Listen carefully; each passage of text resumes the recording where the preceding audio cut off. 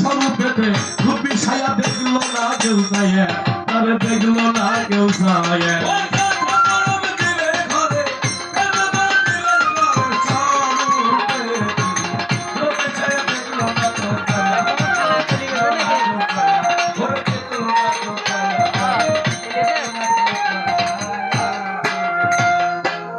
স্বরূপ দিয়া মানুষের গায়ে বেল গায়ে বেয়া হাত লোকায়, লিয়া কারে আকার দেখায়, সাকারে রূপ ধরে। আরে সাকারে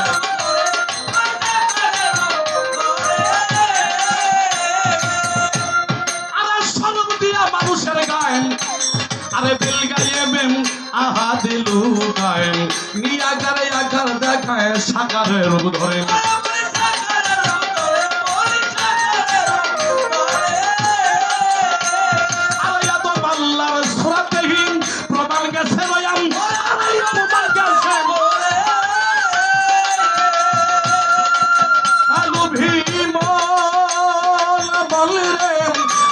আল্লাহর সুরাতেই প্রমাণ গেছে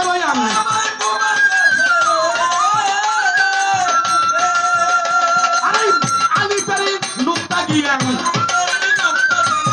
আলিপেরি নুক্তা গিয়া বেরলিতে লুকাই গিয়া দেখলো না কেউ চাইয়ে, তারে দেখলো না কেউ চাইয়ে।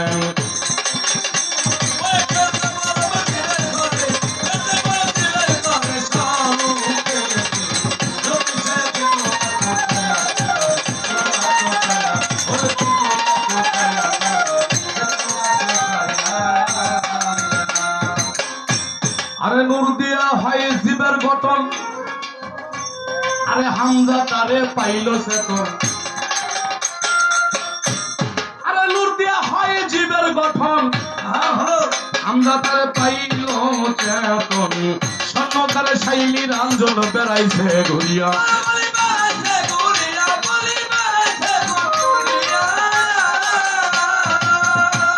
আরে নূর দিয়া হয় জীবের গঠন, আরে হামজা তারে পাইল চেতন। স্বর্ণ তারে শাইলি রাঞ্জন বেড়াইছে ঘুরিয়া,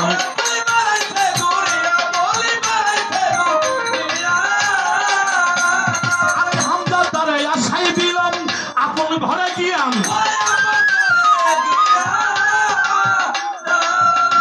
লোভী মন বলে রে হামজা তারে আশাই দিলাম আপন ঘরে গিয়া।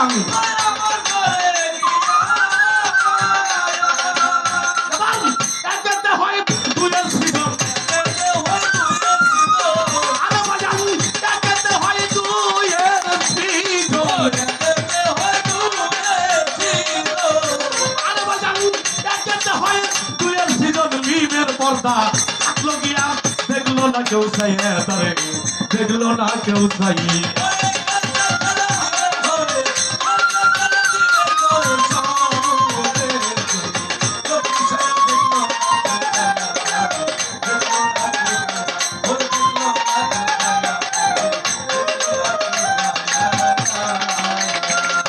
আর অর্থ নাই তো সেই তো টাকা, বুদ্ধি নাই তার সেই তো বোকা।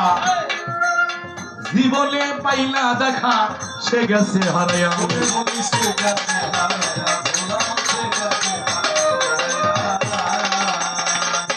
আরে অর্থ নাই তো সেই তো টাকা, আরে বুদ্ধি নাই তার সেই তো বোকা। জীবনে পাইলা দেখা সে গেছে হারায়া।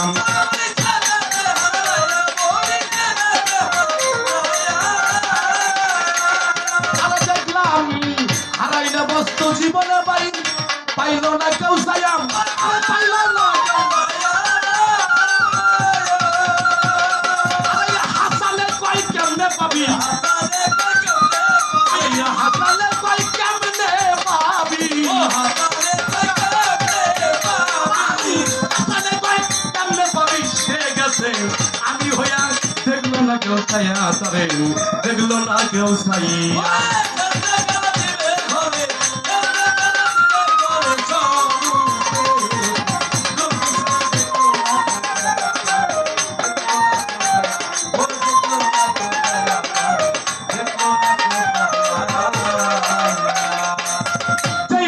প্রশ্ন করেন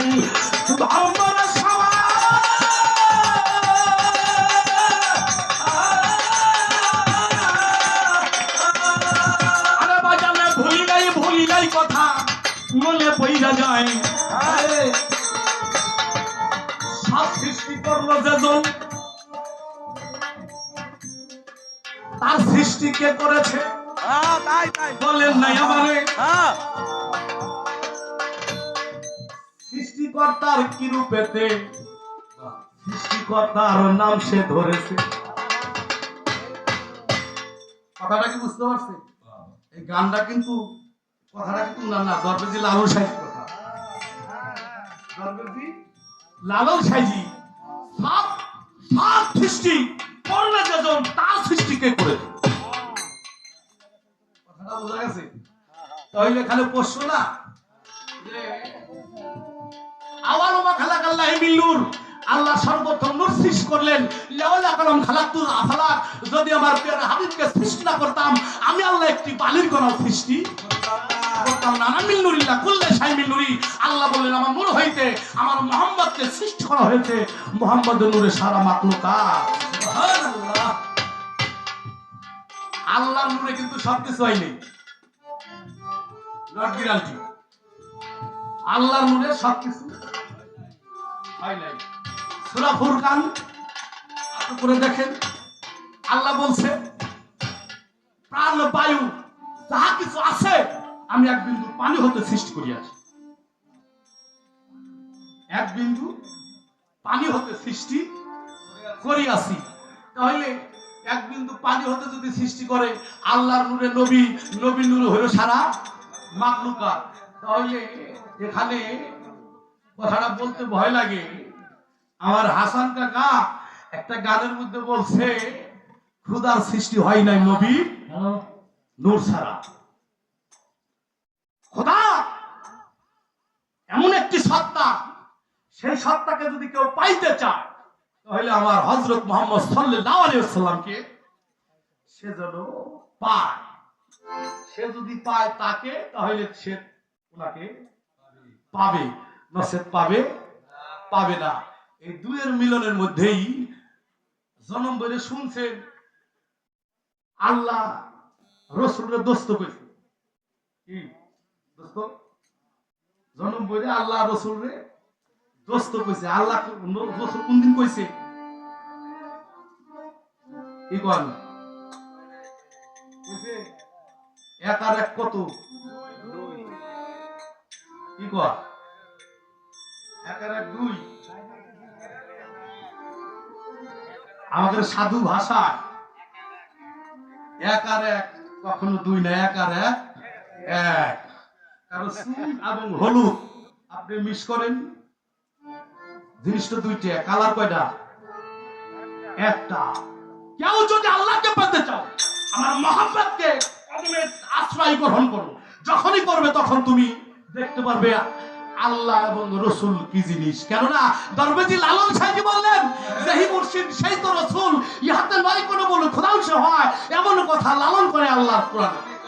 কোথায় বলে? সূরা নিসা আয়াত নম্বর 150, আয়াত নম্বর 151।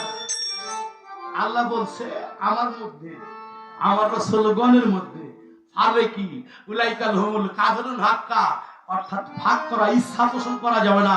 কোন মানুষ যদি ইচ্ছা পোষণ করে অবশ্যই সে কাফের হয়ে যাবে। তাহলে আপনি যদি বলেন আল্লাহ বড় নবী হইল ছোট, তাহলে কি আপনি গুনাহগার হয়ে যাবেন। এই ঠাট্টা করা যাবে না। আবার যদি বলেন রাসূল বড় আল্লাহ ছোট, তাও আপনি গুনাহগার হয়ে যাবেন। এই দুইয়ের মধ্যে একটি সত্তা আছে, সেই সত্তাকে কোনো মানুষ যদি জাগ্রত করতে পারে তাহলে অবশ্যই আল্লাহ এবং রাসূল কি অবশ্যই সে বুঝতে পারবে।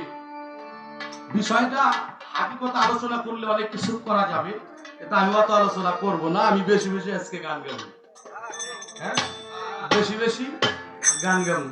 একটা কথা শুনলাম